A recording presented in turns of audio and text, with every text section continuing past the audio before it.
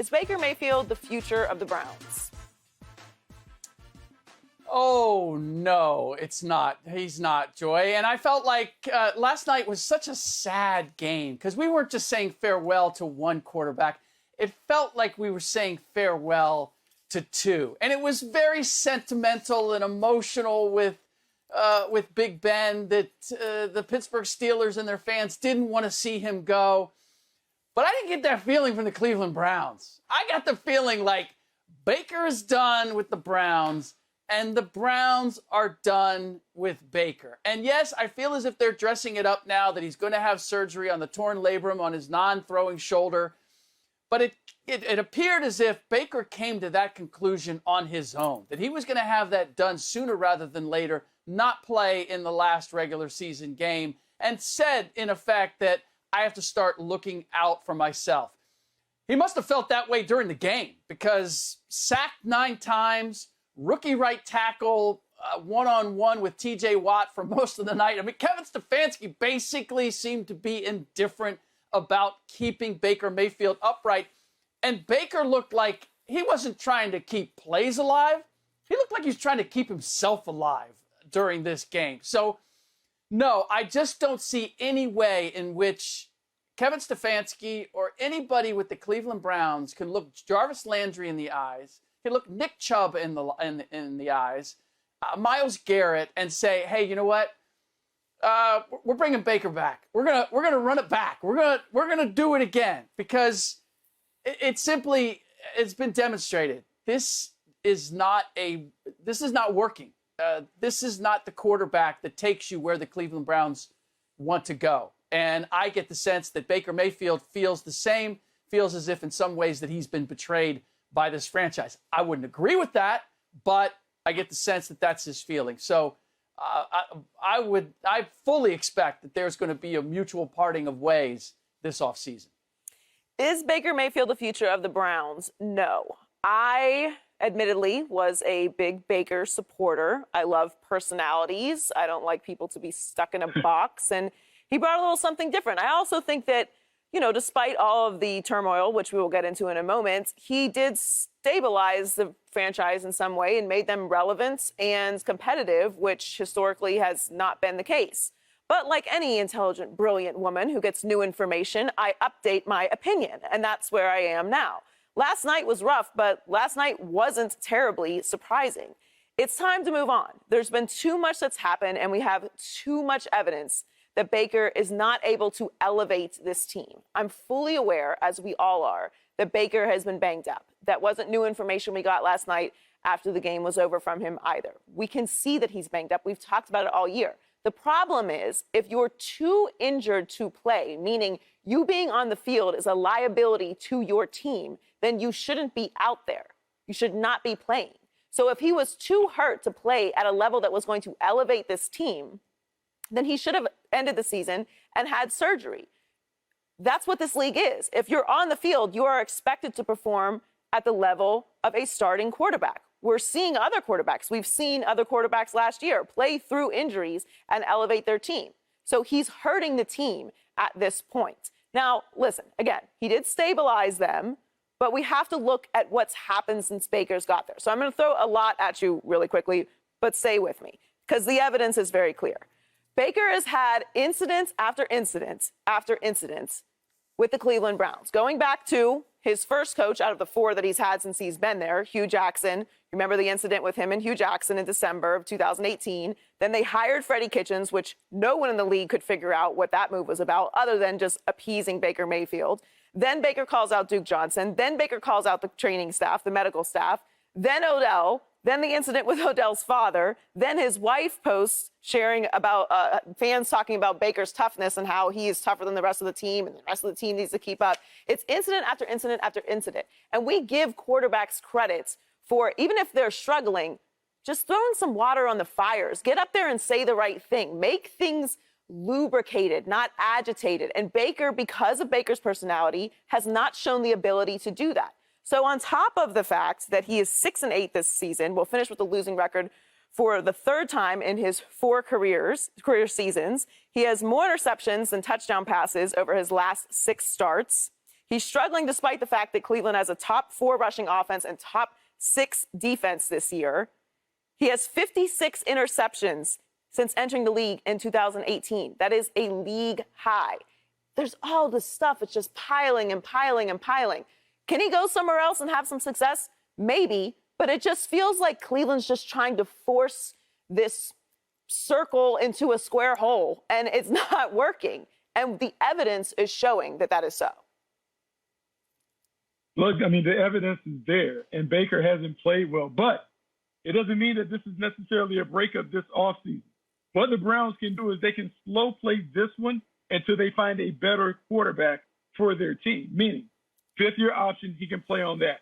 They have the luxury of using a franchise tag or 2 to keep him in the fold. So that gives them at least 3 years to find a quarterback that can elevate this team. That said, Baker Mayfield has stabilized the team and stabilized the position.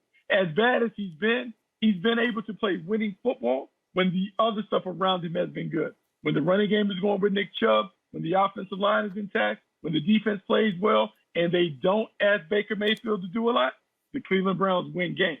I think the bigger thing can be, does Andrew Berry and Kevin Stefanski, after this year, know exactly where Baker Mayfield is? And can they, if they elect to re-sign him, slot him in at a number that really qualifies him for what he is? It compensates him for being a mid to low-level starter, someone who has helped the franchise, but we're not going to overpay for what Baker is because we've seen it. We talked about it. Trucks and trailers. Either you carry the team or the team carries you. The team is carrying Baker Mayfield, so we just need to compensate him at that level. If we do that, then we can go forward with Baker Mayfield. If not, then we have to find another quarterback. Joy, I appreciate that you brought receipts. My goodness, you brought receipts. Let's add another one. First player this season to have 10 consecutive incompletions. Was able to add that to the resume last night. But, Bucky, I can't help but feel you're being coy here. You're putting on your front office executive hat here and saying, well, you know, financially, if we can get the number right, we could still, like, he could be a serviceable quarterback for this team. Because, and the question being, do they know who Baker Mayfield is at this point? Bucky, come on.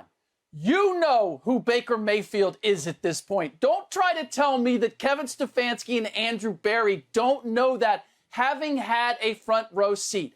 If you don't know, just tell me right now that you don't know, that you still want to see more because you think Baker Mayfield can be something other than what we've seen so far. Is that what you're saying? Like, I need a little bit more time. I need this Baker to bake a little longer before I'm aware of exactly what kind of cake he is. I think Baker Mayfield is the same as Jimmy Garoppolo, is the same as Kirk Cousins, is the same as Derek Carr, and all those guys. And so what you're doing is, okay, if I get rid of Baker, who am I bringing in? And then am I guaranteed that the player that I bring in is going to be an upgrade? If I'm not guaranteed, then I got to continue to go down this road with Baker Mayfield until I can find that special somebody.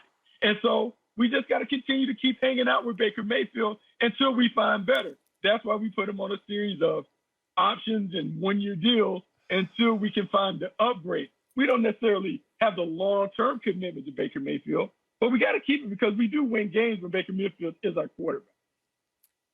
Oh, you don't win enough games, Bucky. And here's the thing. It's not just the numbers. Like, if I step back and I look at the analytics and I looked at the success of the Browns and I looked at Baker's numbers, although they're pretty bad. I mean, they're down in the Trevor Lawrence, Sam Darnold category of efficiency when it comes. And I can give those guys an excuse because they just joined the league. That's not where I am with Baker. So there's that. But the other aspect is the feeling. I mean, that laundry list of things that Joy gave us, it's not as if Baker is excited about being a Cleveland Brown. It's not as if the Cleveland Browns have said, hey, you know, it's just injuries and we got to find a way to make this work. Like, there have been a ton of issues with Baker. And I can't help but feel this season in general and last night in particular, I don't know if you guys remember the last scene in Saving Private Ryan. Tom Hanks, mortally wounded. He's on the bridge. He's done. It's over. And here comes this German tank rolling directly at him.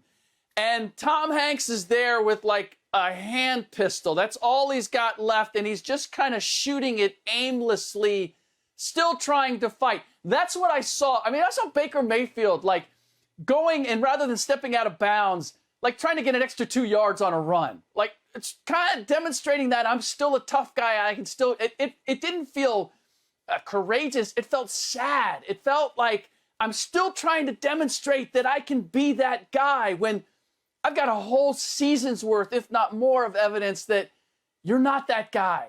You're not going to be that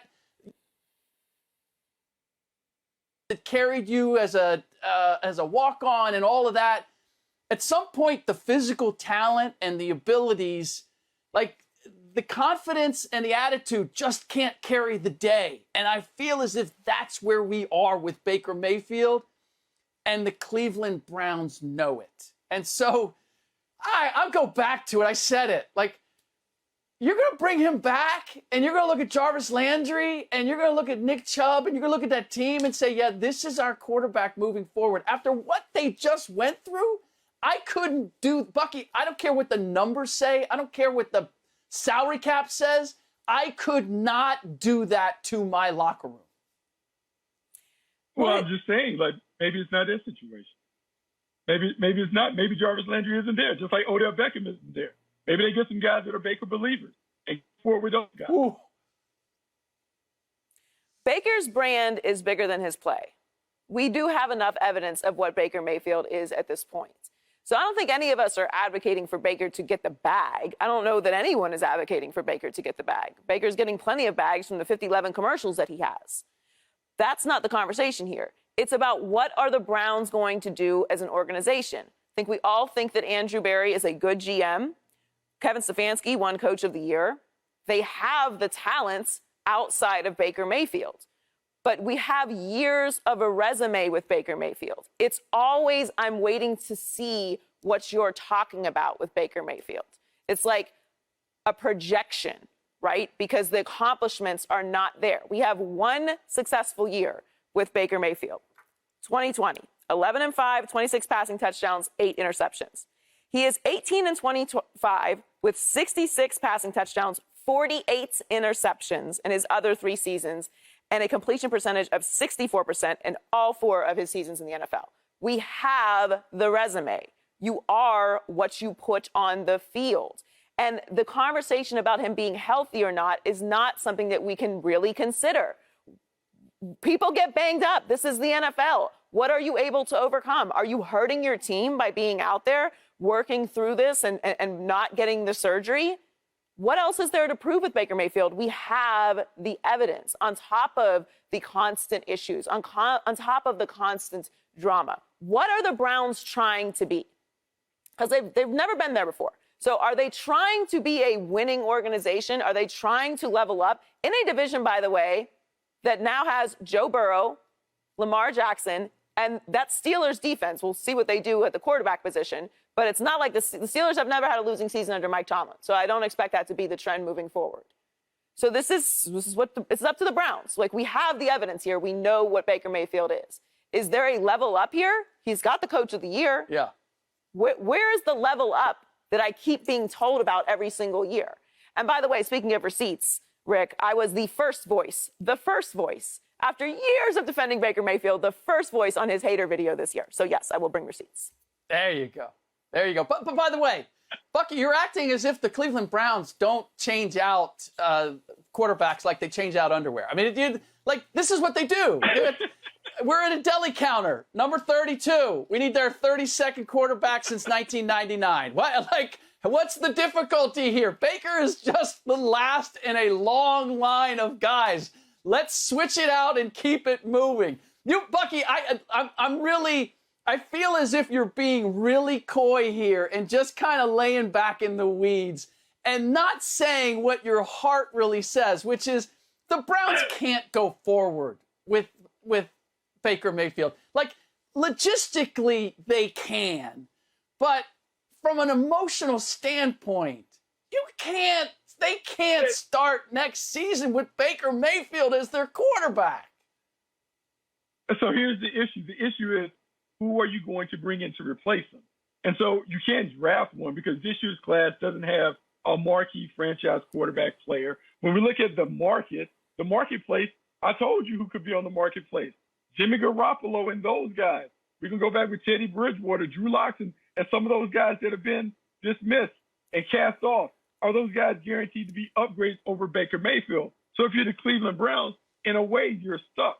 So you have him under contract. You have to at least entertain the possibility that Baker Mayfield is going to come back. Maybe you change the furniture, you rearrange the room, put some new pieces around him on the perimeter, and maybe that helps him become a better player. But I don't think you can lock yourself into, hey, we're going to have to move on without Baker Mayfield just because we don't want him to be our quarterback anymore because he played bad this year. As a Steelers fan, I love everything you're saying, Bucky. I still can't believe you compared Bucky. him to Jimmy G. I love it. I love it.